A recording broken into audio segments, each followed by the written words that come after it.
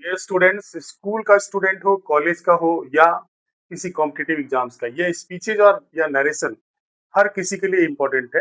लेकिन इतने सारे रूल्स इसमें है कि ये बच्चों को हमेशा कंफ्यूज करते हैं। कोई बच्चा इनडायरेक्ट स्पीच किसी स्पीच को डायलॉग को रिपोर्ट कर भी ले तो भी डाउट में होता है, पता नहीं उसका सही है कि नहीं है। चलिए मैं आज आपको 5 स्टेप्स के माध्यम से इसको चेंज करने के लिए सिखाता हूँ। देखिए इसे कहते हैं डायलॉग। ये हो गया जो आपके बोर्ड पर दिया हुआ है स्क्रीन पर, इसको कहा जाता है डायलॉग। डायलॉग इसलिए क्योंकि दो लोगों के बीच में, दो पार्टीज के बीच में, कभी-कभी ये लिसनर मेंशन होता है, कभी नहीं भी होता है। ये दो लोगों के बीच में एक लॉग या एक स्पीच का कन्वर्स एक्सचेंज होता है, इसीलिए इसको डायलॉग बोलते हैं, दो पार्टीज के बीच में। और जब हम इसको चेंज कर देंगे तो उसको हम बोलते हैं रिपोर्ट। इस चैप्टर का direct indirect speeches, direct indirect narration के साथ साथ एक और नाम भी है, रिपोर्टिंग और डायलॉग। ये डायलॉग हो गया और जो हम चेंज करेंगे उसको हम बोलेंगे रिपोर्ट। उसको हम इनडायरेक्ट स्पीच भी बोलते हैं। क्यों बोलते हैं? जैसे मान लीजिए कि एक स्पीकर है और एक जो है ना रिपोर्टर है। मान लीजिए आप रिपोर्टर हैं, आपने किसी थर्ड पर्सन को रिपोर्ट किया, तो ये जो स्पीकर के बोले हुए बात को डायरेक्टली सेम वे में जैसे वो बोला, जैसे मान लीजिए Ram said to me I will give you this book for today, ये राम का ही बोला हुआ डायलॉग है। जैसा राम बोला था उसी रूप में मैंने ट्रांसलेट कर दिया, तो वो उसको हम कहेंगे डायरेक्ट स्पीच। स्पीकर की बोली हुई बात डायरेक्ट रिपोर्ट कर दी जाती है, रिपोर्टर उसमें कोई छेड़छाड़ नहीं करता। जबकि स्पीकर के बोले हुए बात को जब रिपोर्टर अपने ढंग से एक्सप्रेस करता है तो इसे ही कहा जाता है इनडायरेक्ट स्पीच। ये हो गया इनडायरेक्ट और ये हो गया डायरेक्ट। शायद आपको समझ में आ गया डायरेक्ट एंड इनडायरेक्ट। अब आगे चलते हैं, हम कैसे चेंज करेंगे। शुरू करते हैं स्टेप वाइज, एक एक स्टेप। पहला स्टेप हो गया आपका, देखिए यहाँ पे मैंने लिखा है सेड टू। ये जो पहले सबसे पहले आप ये जान लीजिए कि ये जो डायलॉग दिया हुआ है इसके दो पार्ट हैं। एक है इन्वर्टेड कॉमा के बाहर वाला पार्ट और दूसरा जो पार्ट हुआ वो हो गया इन्वर्टेड कॉमा के अंदर जो डायलॉग या स्पीच है। इसको हम ये रिपोर्ट कर रहा है, ये रिपोर्ट कर रहा है, इसीलिए इसको रिपोर्टिंग बोलेंगे। और ये बात रिपोर्ट की गई है इसीलिए इसको रिपोर्टेड बोलेंगे।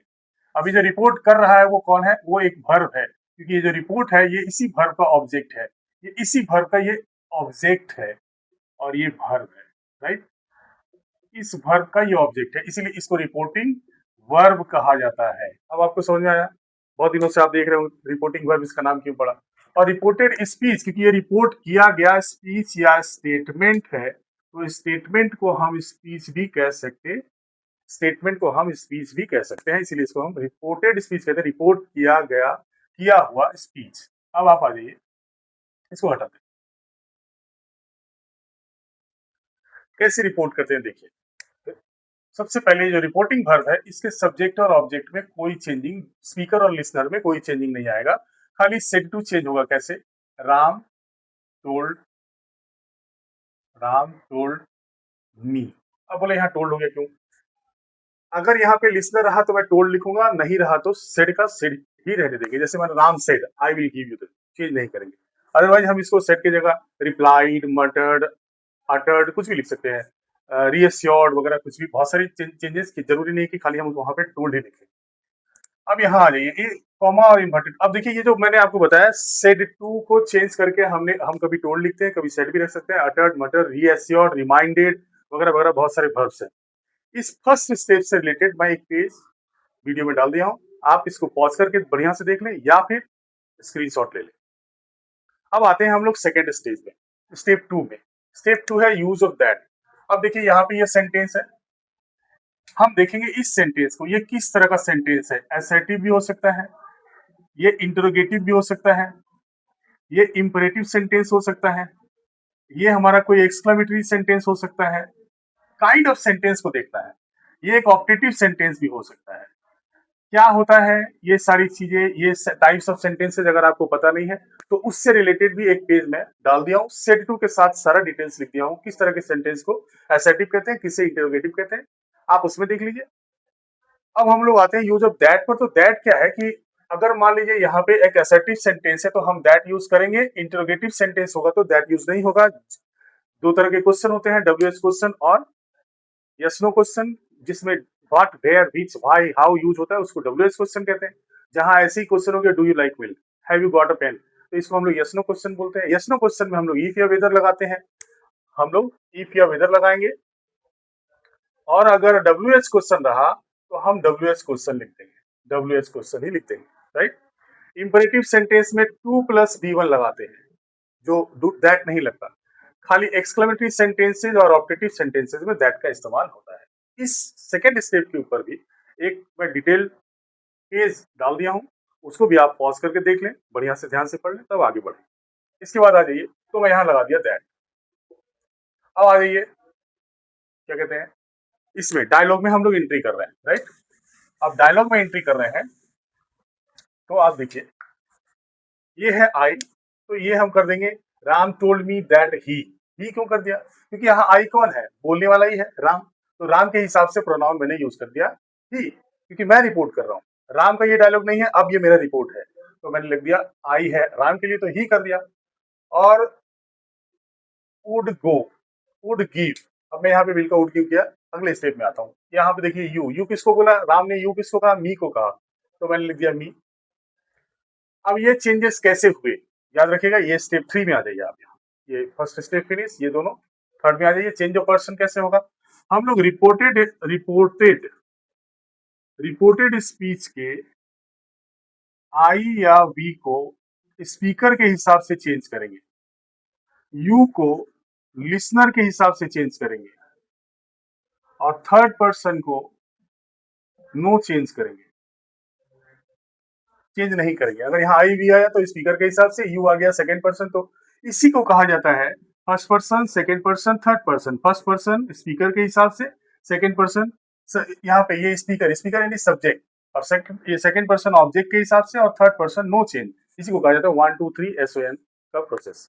ये हो गया स्टेप 3। इस स्टेप 3 के ऊपर भी मैं एक पेज यहाँ डाल दिया हूँ, आप इसे पॉज करके स्क्रीनशॉट लेकर अच्छी तरह से इसको देख लें। बड़ा सा ये टॉपिक है, इसीलिए इसको थोड़ा समय तो देना पड़ेगा। अब आते हैं हम लोग स्टेप 4 में। स्टेप 4 क्या है, चेंज ऑफ वर्ब। अब आ गया स्टेप 4, चेंज ऑफ टेंस बोलिए या वर्ब बोलिए। टेंस में हमेशा याद रखना है कि ये देखिए हमने यहाँ विल को वुड कर दिया, ये सेड है इसीलिए। अगर यहाँ सेज रहेगा, राम सेज टू मी, तब हम यहाँ विल को विल ही रखेंगे। अगर राम विल से रहा, यहाँ फ्यूचर टेंस रहेगा।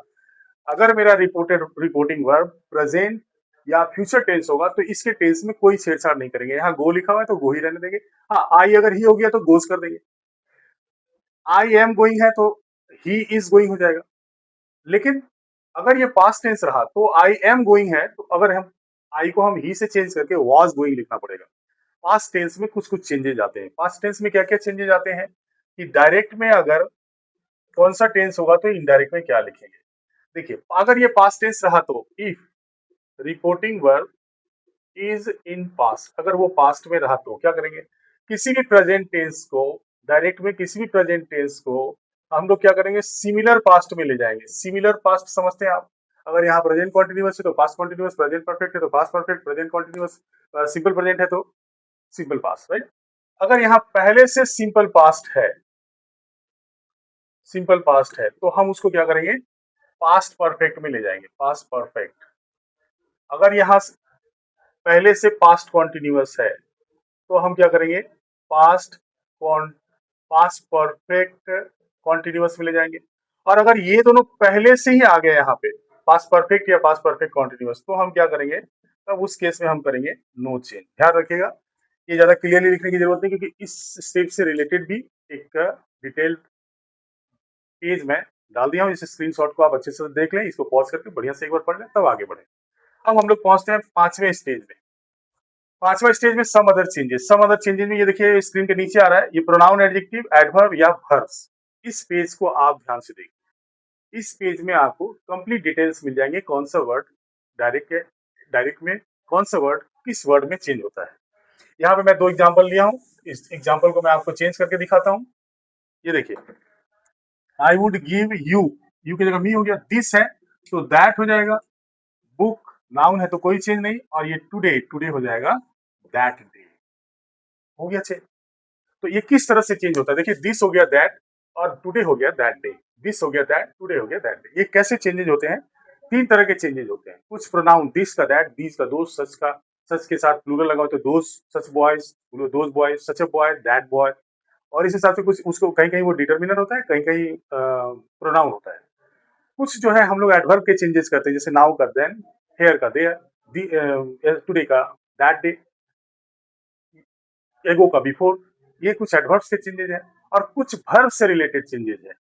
एक वर्ब तो एक्सेप्शन है, कम का गो। जैसे मान लीजिए बोला I said to him come here, तब जब स्पीकर आई केवल होगा तब कम कम रह जाएगा। I said to him, I ordered him to come here, right. लेकिन अगर वहां ही रहा, he said to me come here, तो बोलेंगे he ordered me to go there, come go हो जाता है। आप देख लीजिएगा पेज के अंदर कम के ऊपर एक स्टार दिया हुआ है, वो केवल आई के साथ कम कम रहता है, बाकी सभी के साथ गो हो जाता है। और इसके अलावा आप याद रखिएगा कि कुछ टेंस के भी चेंजेस, सॉरी, कुछ वर्ब के भी चेंजेस वहां होते हैं। टेंस यानी टेंस भी कह सकते हो आप उसको, कि विल रहेगा तो वुड हो जाएगा, कैन रहेगा तो कुड हो जाएगा, मे रहेगा तो माइट हो जाएगा, शैल रहेगा तो शुड या वुड हो जाएगा। देखिए यहाँ पे आई शैल अगर लिखा हुआ था, तो हम यहाँ पे अगर ये आई आई ही रह जाता, अगर रहता I said to him I will give, तब हो जाता I told him that I should. जब ये आई रह जाएगा तब शुड होगा, अदरवाइज वुड हो जाएगा। वहां पे लिखा हुआ है शैल का शुड या वुड। और याद रखिएगा ये पांचवें स्टेप में जितने चेंजेस है वो केवल लेफ्ट टू राइट है। दिस का दैट होगा, अगर वहां पहले से दैट है तो वो दिस नहीं चेंज होगा। All the changes are only one way changes. आशा करता हूँ आपको समझ में आया, और नहीं अगर समझ में आया तो गारंटी है कि इसी चीज को, ये मेरे पांचों स्टेप वाइज पेजेस को आप ध्यान से देखते हुए मेरे पूरे इस एक्सप्लेनेशन को समझिए। मैं गारंटी लेता हूँ कि आपको समझ में आ जाएगा। मिलते हैं अगले वीडियो में। लाइक कमेंट सब्सक्राइब करना ना भूलें। Thank you all, thank you very much.